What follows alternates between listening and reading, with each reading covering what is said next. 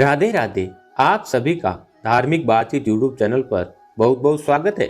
आज मैं आपको वैशाख मास मातम्य की कथा का 24वां अध्याय सुनाने जा रहा हूँ। आप इसे प्रेम पूर्वक सुने और आप सभी पर भगवान श्री हरि की कृपा बनी रहे। अब वैशाख मास मातम्य के बहुत थोड़े दिन शेष बचे हैं, तो इस कथा को अंत तक अवश्य सुने और हो सके तो गौशाला में जाकर गौ माता को हरा चारा खिलाएं या फिर गुड़ या फल खिलाएं और हो सके तो पक्षियों को चोगा डालें। वैशाख मास में ये थोड़ा थोड़ा किया गया दान भी आपको भगवान श्री हरि कई गुणा करके वापस लौटा देंगे। एक बार करके अवश्य देखें और आप रोजाना नहीं तो किसी एक दिन किसी को ठंडा जल अवश्य पिलाएं। यदि आपने अभी तक हमारे चैनल को सब्सक्राइब नहीं किया तो ज़रूर करें और हमारी आने वाली वीडियोज़ की जानकारी सबसे पहले आपको प्राप्त हो सके। तो दोस्तों, वीडियो को पूरी सुनने के बाद कमेंट बॉक्स में एक बार जय श्री विष्णु नमः लिखना ना भूलें। तो दोस्तों, रसपान करते हैं आज की इस कथा का। इस कथा में आप वैशाख शुक्ल द्वादशी के मातम्य और उसके प्रभाव के बारे में जानेंगे। दोस्तों, वीडियो में आगे बढ़ने से पहले आपसे निवेदन है, वीडियो को एक लाइक कर दीजिए।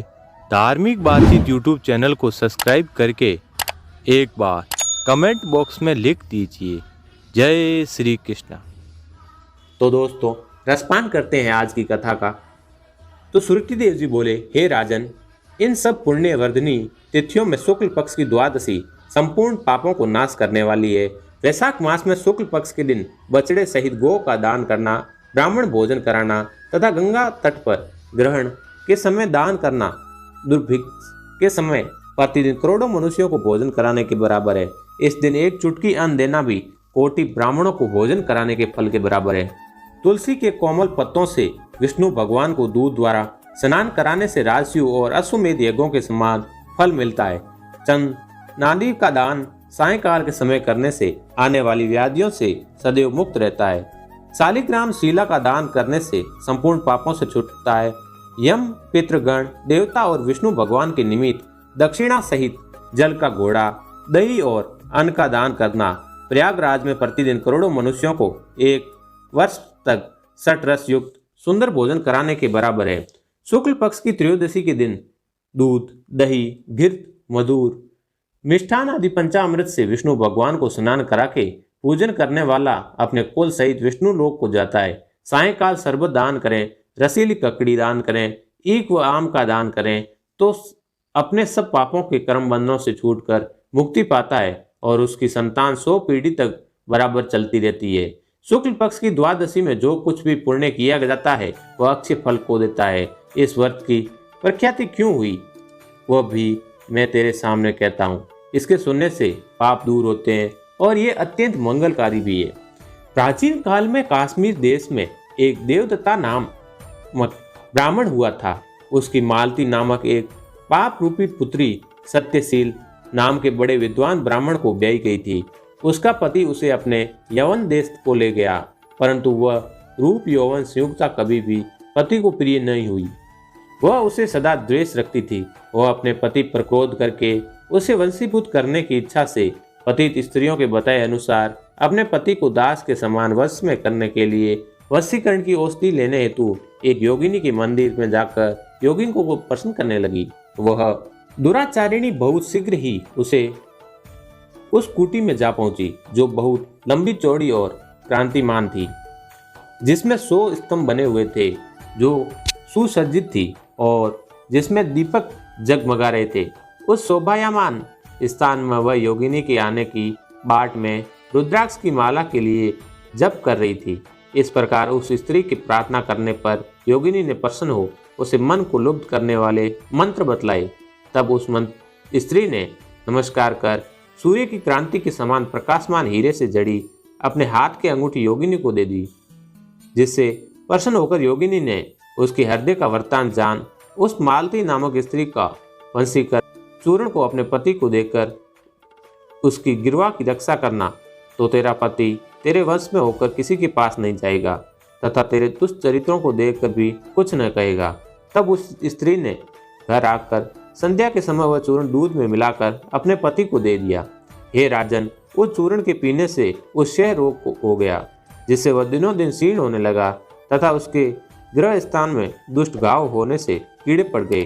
पति की ऐसी दशा हो जाने पर वह दुष्ट पंचोली इच्छापूर्वक विचरने लगी।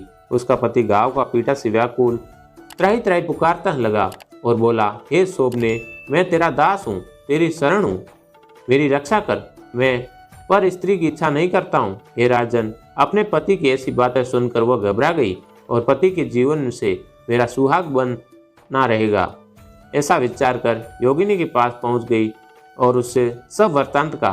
तब उसने पहली औषधि का दाह शांत करने के निमित्त दूसरी औषधि दी, जिसका सेवन करते ही उसके पति का दाह शांत हो गया और वह स्वस्थ भी हो गया। उसका पति सदैव घर में ही रहता था और उसके वंशीभूत भी हो गया था। तब उसकी स्त्री के पास सभी जातियों के व्यभिचारी मनुष्य घर के काम के बहाने से आने लगे। उस पाप के कारण उसके शरीर में भयानक प्राण नाशक कीड़े पड़ गए, जिन्होंने उसकी नाक, जिया और दोनों कानों में छेद कर दिए। उसके स्तन कट गए तथा अंगुलियों की ठोड़ बंध गई। अंत में वह देह त्याग नरक भोगने लगी। 15 सहस्त्र वर्षों तक कामभांड नामक नरक में दग्ध होने के बाद वह 100 जन्मों तक बार बार कुत्ते की योनि में पड़कर घर घर घूमती रही। फिर 24 देश में पन्हा बंधु नामक ब्राह्मण की दासी के घर कुतिया बनी। उसके कान टूटे फूटे और पूंछ छिन छिन तथा मस्तक में कीड़े पड़े रहते थे।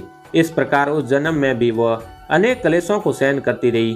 देव योग से जब कर्म फल पूरा हो गया तो वैशाख मास की मेष की संक्रांति में शुक्ल पक्ष की एकादशी के दिन पद्म बंधु का पुत्र नदी में स्नान कर पवित्र हो गीले वस्त्रों से घर आया। वहां तुलसी स्तंभ के पास उसने अपने चरण धोए। उसी स्तंभ के नीचे वह कुतिया भी सो रही थी। अस्तु सूर्योदय के पहले वह कुतिया उसी चरणों के धोए जल में लौट गई, जैसे उसके सभी अशुभ कर्म तत्काल नष्ट हो गए और पूर्व जन्म की याद भी हो गई। तब वह अपने पूर्व जन्म में किए कर्मों को सोच सोच कर ताप से व्याकुल हो त्राही त्राही करने लगी और भय से व्याकुल हो उस मुनि पुत्र से अपने पूर्व जन्म में किए कर्मों की त्रामभांड नामक नरक में पड़ने की और 100 जन्मों तक कुतियों की योनि में रहकर कष्ट भोगने की कथा का वर्णन करती हुई कहने लगी, अब मैं तुम्हारे सम्मुख खड़ी हूँ। हे ब्राह्मण, मैं बड़ी दुष्टाचारिणी और खोटी हूँ, इसलिए वैशाख शुक्ल पक्ष की पुण्यों को बढ़ाने वाली द्वादशी के दिन अपने किए हुए सुकृत मुझे देकर मेरा उद्धार करो। मैं दीन और व्याकुल हूँ, तुम मेरी रक्षा करो, मैं तुमको नमस्कार करती हूँ। ऐसे वचन सुन वह मुनि पुत्र कुतिया से बोला, हे कुतिया, अपने किए हुए कर्मों के सुख दुख रूपी फलों को सभी प्राणी भोगते हैं, तू दुराचारिणी शुद्ध हो क्या करेगी।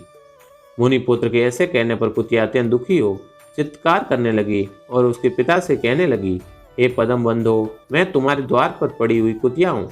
मैं तुम्हारी उच्छिष्ट रोटी नित्य खाती हूँ, तुम मेरी रक्षा करो। गृहस्थी महात्माओं के घर पर जो पड़े रहते हैं उसका उद्धार करना उसका आवश्यक कर्तव्य है। ऐसा न करने से वह भगवान के कोप से अपने सर्वस्व को नष्ट कर अंत में नरकगामी होते हैं। ऐसा वेताओं को मत है, ये कर्म कर्तव्य है। तुम दयालु हो, अतः तुम इस दुर्बुद्धि का उद्धार करो। दुखी कुतिया के ऐसे वाक्य सुनकर पद्म बंधु शीघ्र ही घर से बाहर आए और कुतिया से पूछने लगे, क्या बात है। तब वहां पर खड़े हुए मुनि पुत्र ने सब कथा वर्णन की। अपने पुत्र के वचन सुनकर विस्मित होकर बोले, मेरा पुत्र होकर भी तूने ये क्या किया। हे पुत्र, साधुओं को ऐसे वाक्य कहना अनुचित है। देखो, चंद्रमा, सूर्य, पवन, पृथ्वी, अग्नि, जल, चंदन और महात्मा लोग सभी परोपकार में स्थित है। हे पुत्र, दधीची ने देवताओं के उपकार के किए दैत्यों को महाबली जानकर अपनी हड्डी भी निकाल कर दे दी थी। राजा शिवी ने कबूतर के बदले अपना मांस काट कर दे दिया था और जीमूत वाहन नामक राजा ने भी महात्मा गरुड़ के लिए अपना जीवन दे दिया था। विद्वान ब्राह्मण तो सदा दया ही करते हैं। जैसे मेघ शुभ तथा अशुभ दोनों ही जगहों पर बराबर पानी बरसाता है तथा चंद्रमा चांडाल के घर में भी प्रकाश करता है, उसी प्रकार बार बार प्रार्थना करती हुई इस कुतिया के दुख को मैं अपने पुण्य के प्रभाव से दूर करूंगा। इस प्रकार पुत्र को समझाकर स्वयं पद्म बंधु ने कुतिया से कहा, हे कुतिया, मैं तेरे निमित्त द्वादशी के दिन किया हुआ पुण्य देता हूँ, तू अपने सब पापों से छूटकर विष्णु लोक को जा। पद्म बंधु के इतना कहते ही हे राजन, वह कुतिया अपने जीर्ण शरीर को त्याग दिव्य आभूषण पहन 100 सूर्यों की सदृश दिशाओं में प्रकाश करती हुई चली गई। फिर स्वर्ग में अपने प्रकार के महाभागों का भोग कर नर नारायण भगवान के अनुग्रह वैशाख शुक्ल द्वादशी के प्रभाव से उर्वशी नामक श्रेष्ठ अंगों वाली देवताओं को प्रिय अप्सरा बनी, जिसे योगी जन योग द्वारा प्राप्त करते हैं। ऐसे अग्नितुल्य प्रकाशित श्रेष्ठ तथा संत जनों को भी मोहित करने वाले रूप को उस कुतिया ने प्राप्त किया। तत्पश्चात पंत बंधु ने मधुसूदन भगवान की प्यारी तथा पुण्य बढ़ाने वाली स्थिति को संसार में प्रख्यात किया। करोड़ों सूर्य ग्रहण और चंद्र ग्रहण से भी अधिक प्रभावशाली, पुण्य रूपी और सब यज्ञों से अधिक ऐसी तिथि उस ब्राह्मण ने तीनों लोगों में प्रसिद्ध कर दी। तो दोस्तों, ये थी आज की कथा। आपको आज की कथा कैसी लगी हमें कमेंट बॉक्स में कमेंट करके जरूर बताना। और दोस्तों, आपको आज की कथा पसंद आई तो वीडियो को एक लाइक कर दीजिए। धार्मिक बातचीत यूट्यूब चैनल को सब्सक्राइब करके एक बार कमेंट बॉक्स में लिख दीजिए जय श्री कृष्ण।